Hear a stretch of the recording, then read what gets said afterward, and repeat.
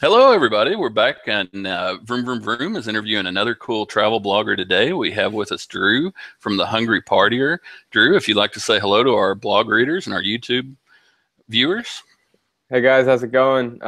This is Drew. I have the Hungry Partier travel blog, and it's a pleasure to be featured on this podcast by Broom Broom Broom. Drew, I just wanted to ask you a few questions about all your adventures. First things first, we were speaking a couple of minutes ago before I started recording. You just returned from a situation in Nepal, and everybody's really sad and upset around the world for the people of Nepal. Tell us a little bit about why you were going there and what was very frightening and unique about your situation. Yeah. So I was backpacking around India for 2 months, from the south to the north. And after India, I was planning to go to Nepal to hike Mount Everest to the base camp. And I had all this planned months in advance, So I was actually in Delhi on an airplane to Nepal when the earthquake hit. And Delhi and Nepal are pretty close to each other. So we actually felt the earthquake under the plane. Wow. And then immediately the plane was canceled. Everyone had to get off. And everyone was freaking out, obviously. And then I was just decided to book the next flight home to America and had to cancel all my Nepal trip and everything. So that was pretty unfortunate. But hopefully I'll get to hike Mount Everest again in the future. Absolutely, and we definitely want to send a prayer and good thoughts out to all the people that have been victims of this horrible tragedy Definitely. over there.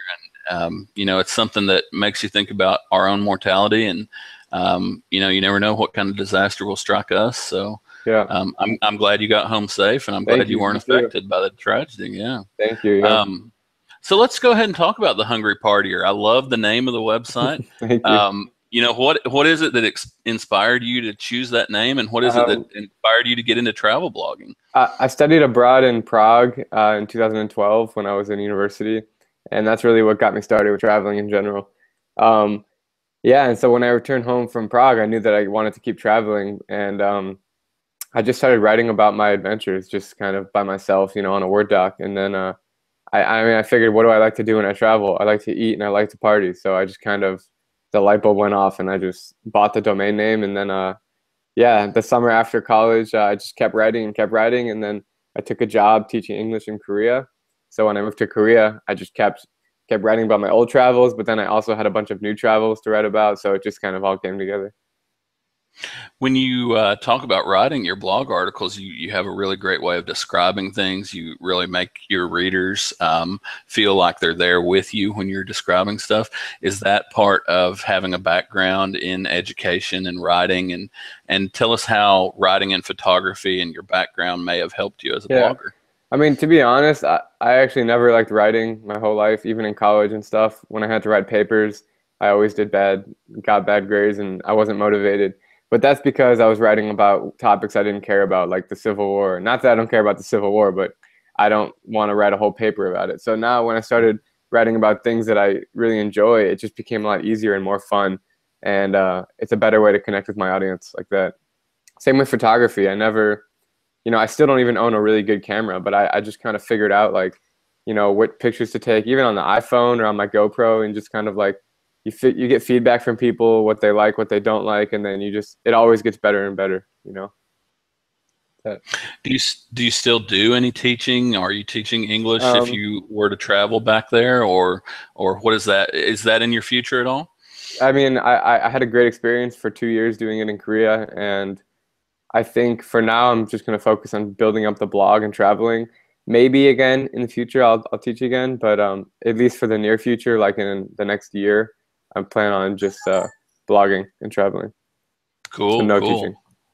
And definitely your blog has been taking off. A lot of people are talking about TheHungryPartier.com. If you want to, share with our viewers now about your Twitter account and where else they can find you online. Are you frozen? Hey, I'm sorry. No, can you hear me? Yeah, I can hear you now. You froze for me. It's a second too. Yeah. Okay. No, go ahead. Go ahead. Did you hear my last question? I was just wondering if you could share some of your social media accounts with our viewers and stuff. Sure. So the blog is called TheHungryPartier.com. My Twitter is Drew Binsky, BINSKY #7. My Instagram is also Drewbinski7, and yeah, those are the three most popular ones that I use. Absolutely, absolutely. So how often are you traveling now? I know you've just come back, like you said, Um, you were had an aborted trip to yeah. Nepal. So what's your next plan, and how often do you try to travel each Yeah. year? So now I'm just kind of relaxing and taking a break at home because I had kind of a crazy couple months around India and stuff. Yeah, I'm planning on going to Europe in July 1st for a couple months, just hopping around, starting in the UK and going to Romania by train, and just kind of visiting my friends and followers around the continent. And then after that, I plan to go to Asia for a bit. Aw- Awesome, Yeah, awesome. That sounds like it's definitely. going to be a huge adventure, as well as a chance for you to spend time with some of your friends and meet Absolutely. people and everything. And the whole way I'm going to be blogging and writing about everything. Awesome. Yeah. So we see in your background that you're a big Chicago sports Yeah, fan. You've got your definitely. Cubs and Bears and Bulls and Yeah, Blackhawks. definitely. Um, what do you consider about sports, or maybe the question is, are sports interesting to you when you're planning your travels? Is it Absolutely. Yeah.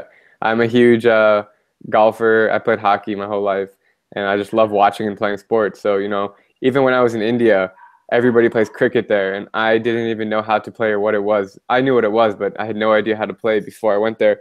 And, I just joined a bunch of games in the parks with kids, and I learned the rules. And actually, the World Cup was on when I was there.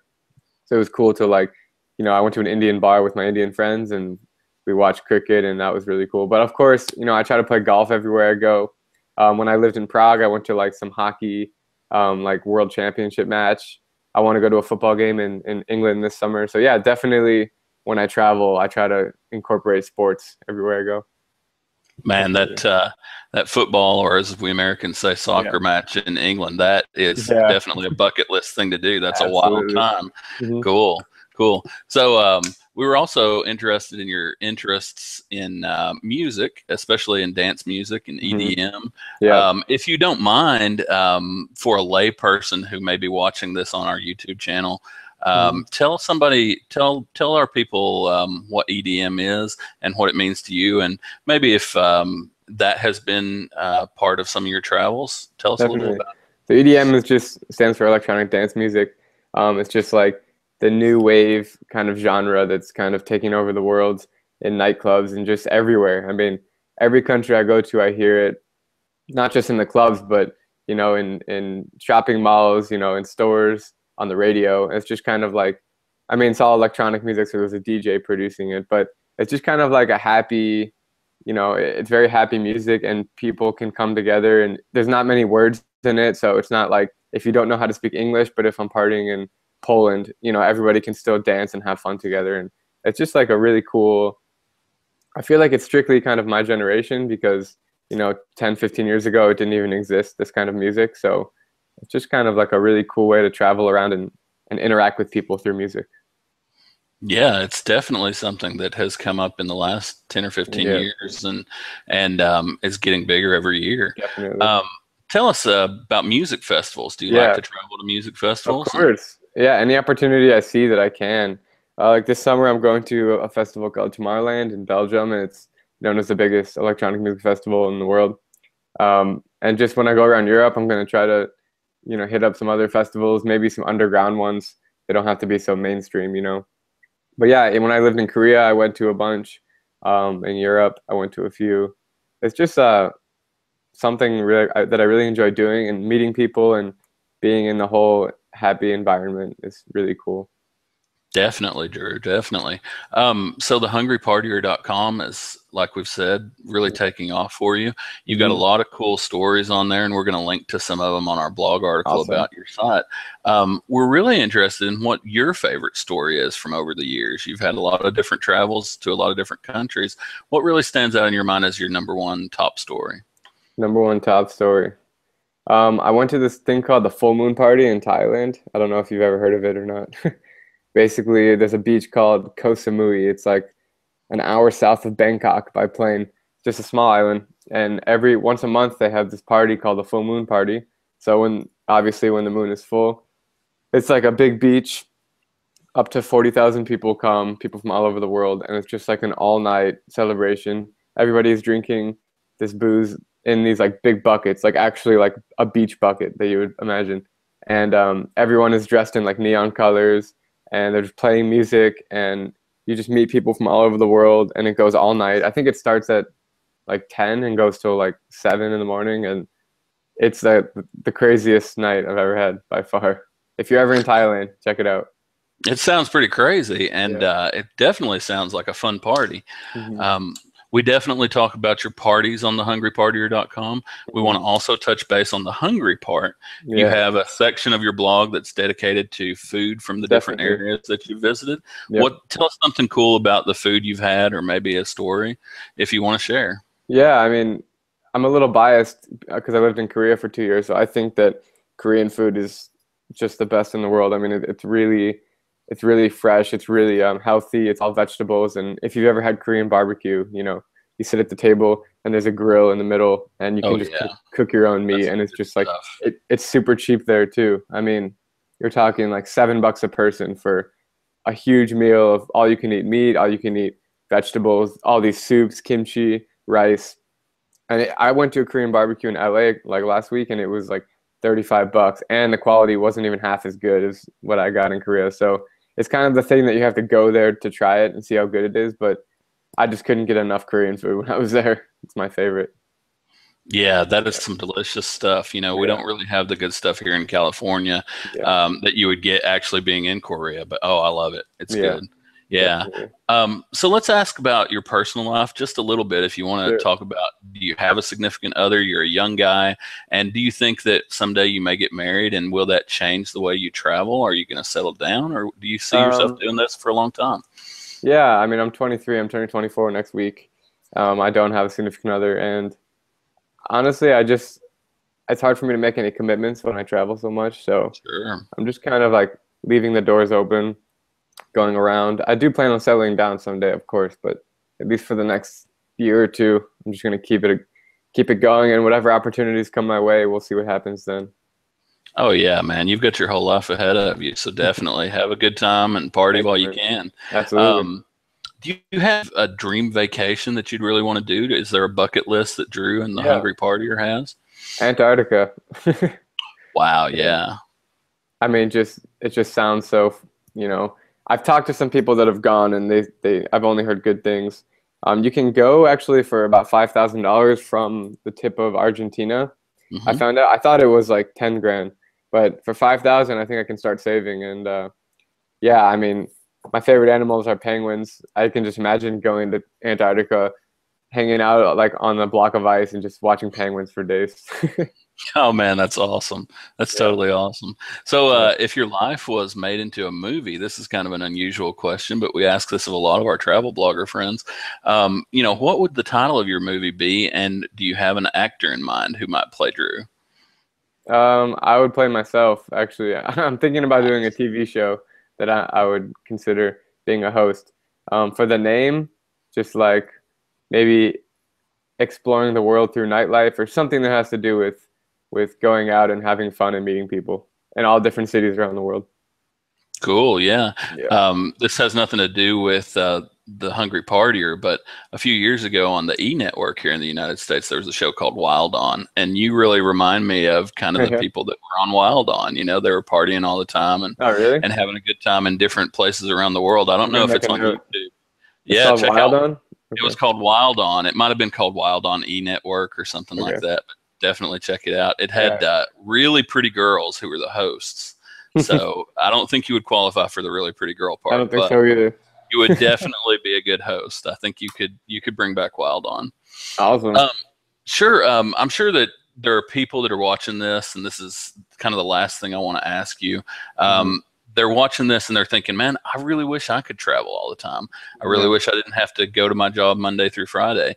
What is it that you would advise people who want to get into travel blogging? Hmm. And what's the best advice you can give them if they want to make a go at making a really successful blog? Sure. The hardest part, and I tell this to everyone, is just to start, because everyone always gets caught up in their ideas, and they're like, "Oh, I really want to do this. I really want to do this." But then you keep saying that for another year, and then you're never gonna do it, right?